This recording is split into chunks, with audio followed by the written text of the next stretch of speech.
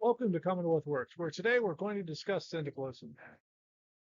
We're going to go through a historical overview of syndicalism, what the economic model of syndicalism is and its appeal, the problems I have with it as a philosophy, and as well as an introduction to the Mondragon Corporation and how it uses some syndicalist principles.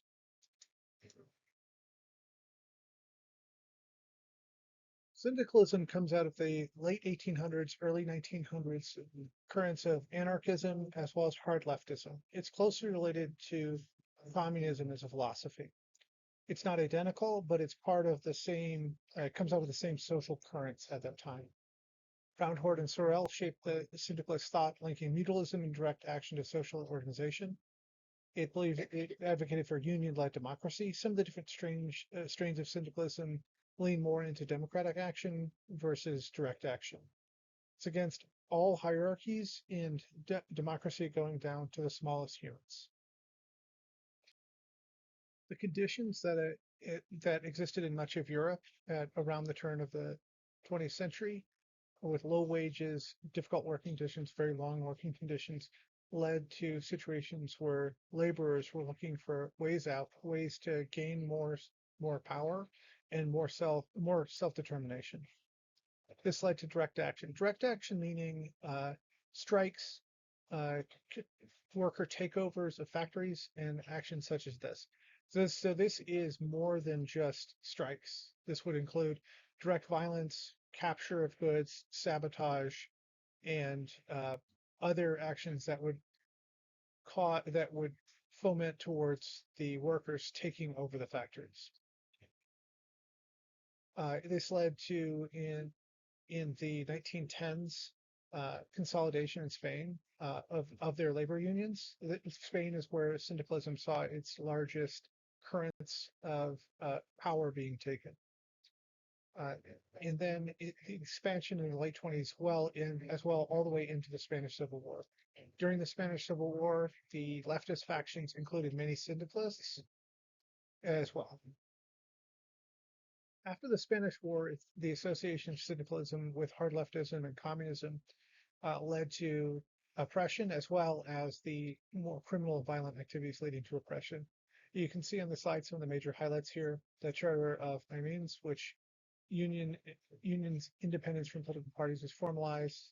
The Russian Revolution saw hard left politics becoming viewed as viable and a realistic path forward. And then we mentioned previously the Spanish Civil War led to many syndicalist communes forming and operating in the leftist controlled parts of the country. After the Spanish Civil War and after the rise of the anti-communist movement, its association with communism led to its repression. Now we're going to talk about the strengths of syndicalism from a theoretical as well as a political framework. Syndicalism champions worker ownership and democratic decision making. This means that in a co-op, the power of each individual worker in the co-op is relatively similar. There can be some power differential based on skills and expertise, but there's generally a limit on the differential that can be applied. So there is a strong democratic factor, and no one has power over anyone else. The collective can always overrule individuals. There's evidence that worker-managed firms have higher commitment, improved morale, increased motivation compared to traditional capitalist enterprises, and they also have some some evidence that they are more long-lasting than many types of capitalist enterprise. The Mondragon Corporation demonstrates the cooperative model can work at scale.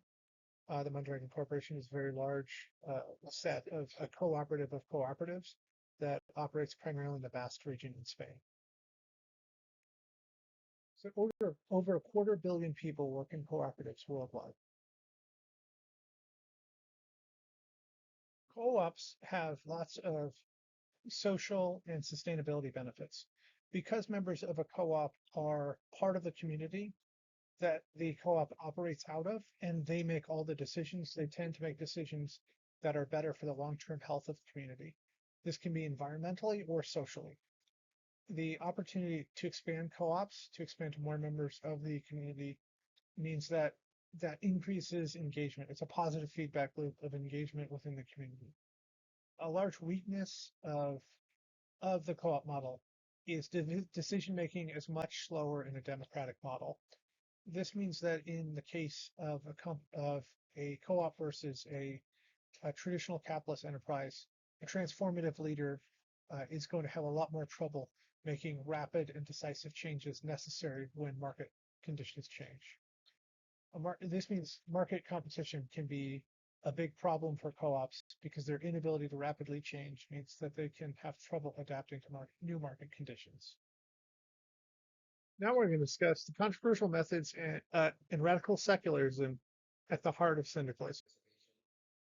So the actions taken under direct action included workplace occupation, sabotage, and strikes. These actions could result in the deaths of workers or managers, as well as the destruction of property. These actions are generally considered criminal in most situations, could result in escalation of state violence or violence by the capital holders. This includes like bringing in things like Pinkertons or the National Guard in the case of the United States, or more police if these more criminal types of actions are taken. These types of actions may have been historically more justified in certain situations, especially in situations like rural mining towns and so forth, where the company could have much more coercive power. On the continuum of how much coercive power the corporation had and how much power the worker had to leave or find other employment varied from place to place, meaning that the moral viability of these tactics varied. But in most situations, especially sabotage, sabotage and violating the owner's rights with workplace occupations are almost always illegitimate. Syndicalism as one of the turn of the 20th century hard left movements included radical secularism and atheism as part of its core ideology. These factors led to alienation of potential allies. The church is often one of the greatest social critics, especially of the rich, to make sure that the rich are not taking advantage of the poor. Faith-based solidarity is something that can also significantly increase solidarity within groups. So those with a shared same religion activate positive tribal in-group preferences that make solidarity better. It also means that building coalitions across classes is possible within a faith-based framework. So syndicalists believe that the state and capital and church were all intertwined, like most of the hard left movements in the turn of the last century. I, as a distributionist, think that this view was incorrect, and one of the main downfalls and reasons that the hard left ideologies failed. So the ethical dilemmas of when you can use what types of direct action are a big problem within syndicalism. There's practical challenges of co-op management is very difficult and takes time to develop within an organization. If effective co-op management techniques are not developed early on in the culture of an organization, it's likely to rapidly fail. Empowering the worker is definitely something that can be very beneficial in creating stable, sustainable operations for any type of business. Another practical challenge with syndicalism is regulatory frameworks can make it very difficult to not take large tax or liability benefits that can be accrued upon the individual members of the co-op. So ensuring that problems with the co-op are not ruinous to its members is something that is difficult to do. Versus a capitalist framework, there's always a large division of those types of issues from the shareholders versus members of partnership. Those are not always available. And taxes can be a major issue, making it discouraging co-op participation, because the way that the individual taxes, especially for larger co-ops, can be very difficult to manage. So making sure that you have clear governance as well as clear ethical guidelines when you start out your co-op is essential to having effective co-op governance. Now we're going to discuss the Mondragon Corporation. and how some of the ideas of syndicalism influenced it as a large cooperative of. The Mondragon Corporation was formed in the Basque Country of Spain during the post-war period, where Spain was recovering from the Spanish Civil War and Europe more generally was recovering from World War II. This meant that there was opportunities for exploitation of workers. The Mondragon Corporation as a co-op was set up to avoid that. Had worker ownership, democratic control by workers, where one vote per worker, and was strongly integrated into the wider Basque community. Each of the cooperatives in the cooperative of cooperatives of the Mondragon Corporation has a set of councils that are democratically elected that govern each of the different corporations in different aspects, including strategic vision and community relations. Each co-op has a decentralized structure, but shares profits equitably. The largest pay differential that's permitted in a Mondragon Corporation co-op is 1 to 10, meaning the highest paid worker can make a maximum of 10 times as much as the lowest paid worker. This allows for cooperatives to have members who have much more valuable, marketable skills, high-skilled occupations like engineers or doctors or other highly skilled professions, as well as low-skilled workers working in the same co-op together. Otherwise, it would probably be economically untenable to have the differences if the differences were smaller than that.